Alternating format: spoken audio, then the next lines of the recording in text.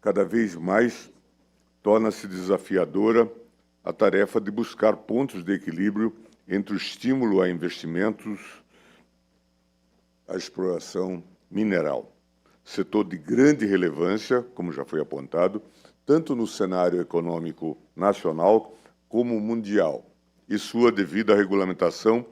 num contexto em que novos aspectos emergentes, como proteção ambiental, direitos dos povos tradicionais e de comunidades locais,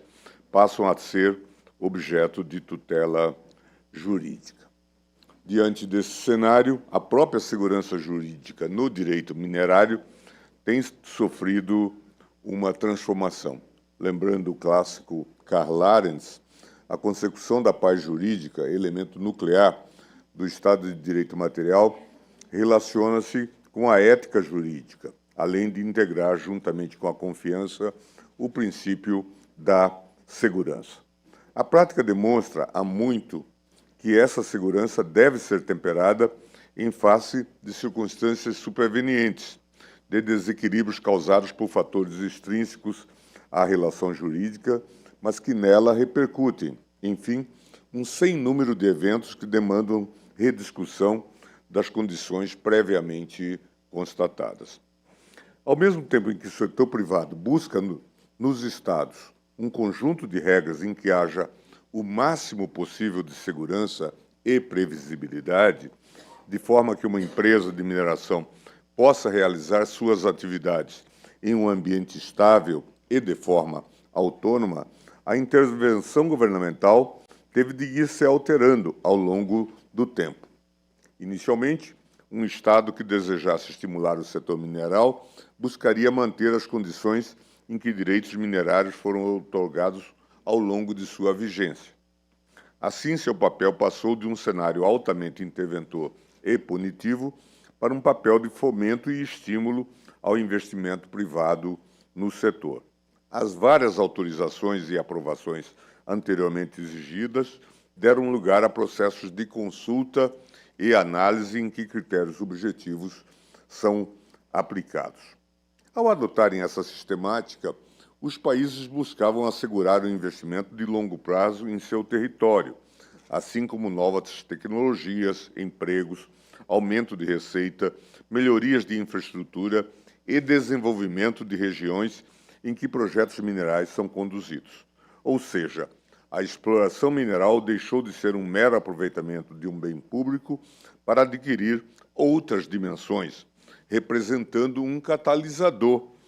do desenvolvimento local e regional. Não obstante, os Estados se depararam com outros elementos adicionais.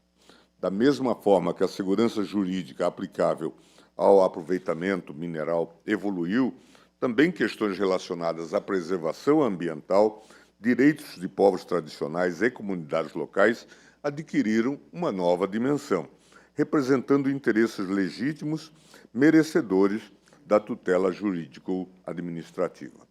Tais questões, juntamente com um conjunto de outros elementos sensíveis, envolvendo a soberania permanente sobre os recursos naturais e o interesse público que reside na mineração, representam, em certos casos, variáveis ao ideal da segurança jurídica,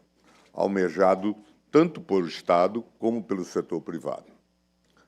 Como sabem, o Supremo certamente está atento a essa realidade. No ano passado, por exemplo, deparamos-nos com sérios problemas envolvendo as populações indígenas, situações que evidenciavam total abandono pelo Estado brasileiro. A questão chegou ao Supremo em duas ações diretas, a de 7273 e a ação direta de inconstitucionalidade 7345, que questionavam o artigo 39, parágrafo 4º da Lei 12.844, norma que criou, aqui todos sabem, a chamada presunção de legalidade do ouro. Os partidos proponentes relataram a existência de extração ilegal de ouro de forma disseminada na região amazônica, especialmente em terras indígenas e unidades de conservação ambiental, conforme estudos técnicos e reportagens jornalísticas juntadas aos autos.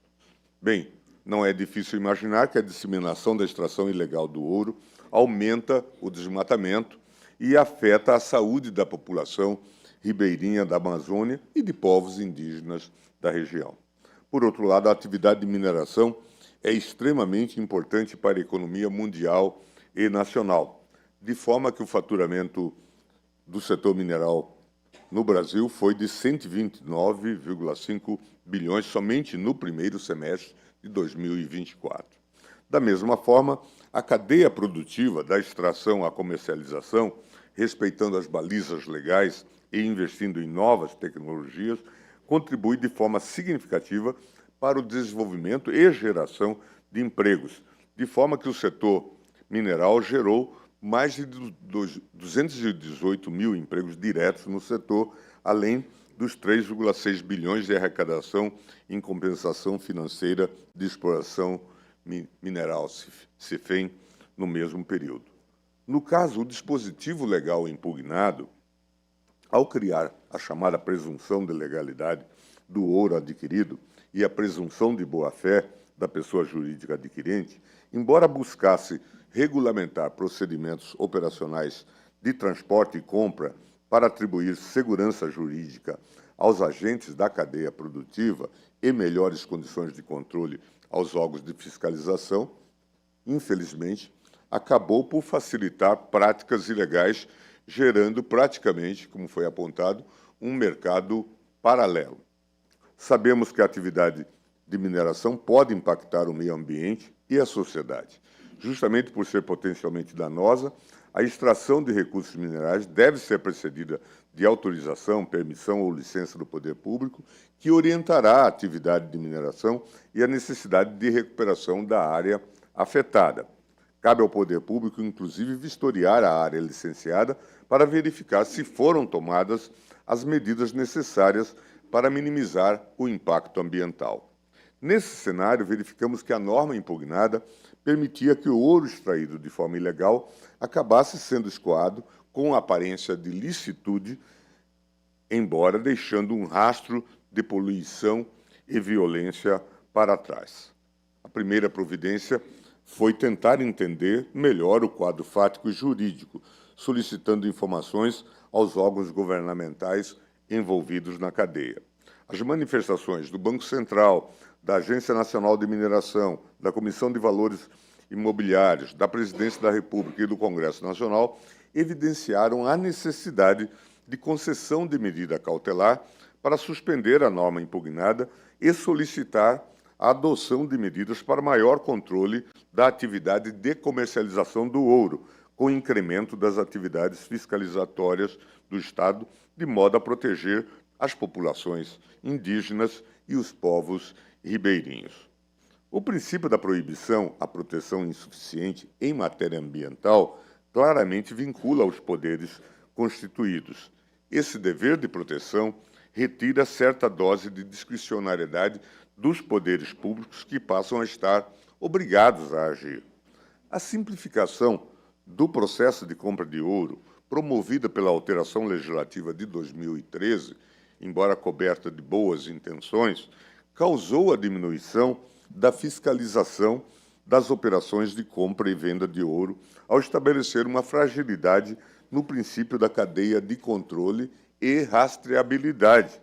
da produção do minério, causando dano generalizado ao meio ambiente, à saúde, à segurança da população da região amazônica, bem como ao setor de mineração. O Supremo concedeu a medida cautelar para suspender a eficácia da norma e determinar a adoção pelo Poder Executivo da União de um novo marco normativo para a fiscalização do comércio de ouro, especialmente quanto à verificação da origem legal do ouro adquirido por DTVMs, bem como medidas legislativas ou administrativas que inviabilizem a aquisição do ouro extraído ilegalmente de áreas de proteção ambiental e de terras indígenas. Em cumprimento a essa decisão, o governo encaminhou o projeto de lei 3025, de junho de 2023, reformulando as regras do comércio e transporte de ouro no Brasil, que, além de revogar a norma questionada no Supremo, determina que a primeira venda do ouro deve ser realizada somente pelo titular da permissão da lavra garimpeira à instituição financeira autorizada pelo Banco Central e que todas as movimentações do metal no Brasil devem ser acompanhadas de um documento eletrônico chamado Guia de Transporte e Custódia de Ouro, cuja expedição deve ser feita pelo vendedor em cada transação com número de registro único. Enfim, este é apenas um exemplo de como a presença do Estado em todas as suas frentes se faz fundamental com a conciliação dos diferentes interesses envolvidos, reforçando a segurança jurídica no setor. O Supremo tem um novo encontro marcado com a equalização da segurança jurídica e o direito minerário no julgamento da arguição de descumprimento de preceito fundamental 1178, da relatoria do ministro Flávio Dino. No caso, como sabem, discute-se o ajuizamento de ações judiciais por municípios brasileiros em tribunais estrangeiros, envolvendo fatos ocorridos no Brasil. Em uma ação ajuizada na Inglaterra em 2018, afetados pelo rompimento da barragem do Fundão, em Mariana, pedem uma indenização da mineradora anglo-australiana, BHP Billiton, da brasileira Vale, as acionistas controladoras da Samarco. Entre os autores da ação estão 46 municípios brasileiros. Mais recentemente,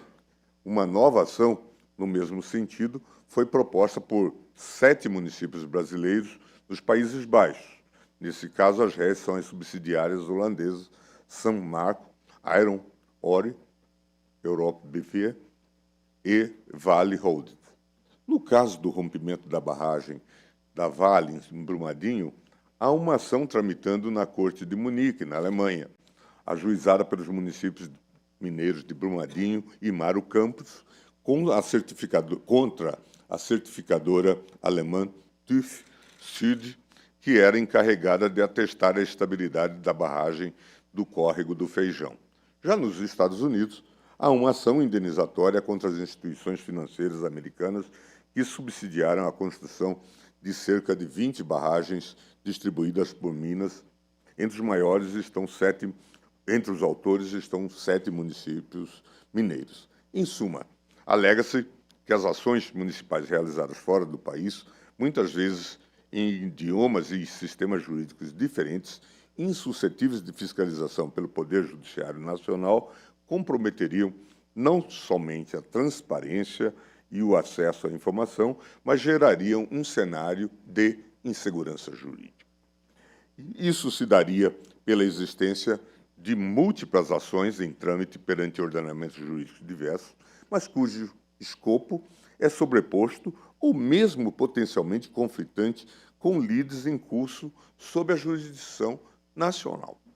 Em várias dessas ações no exterior, entes municipais estariam buscando provimento jurisdicional, se não idêntico, ao menos similar entre si, causando risco de decisões conflitantes. Haveria ainda a possibilidade de que as jurisdições distintas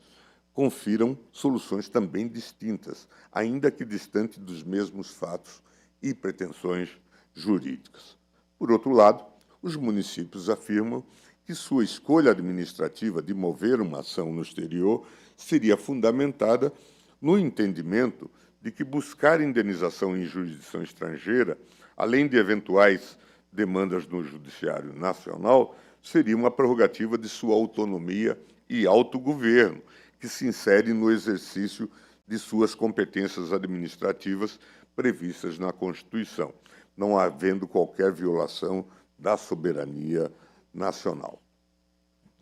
Trata-se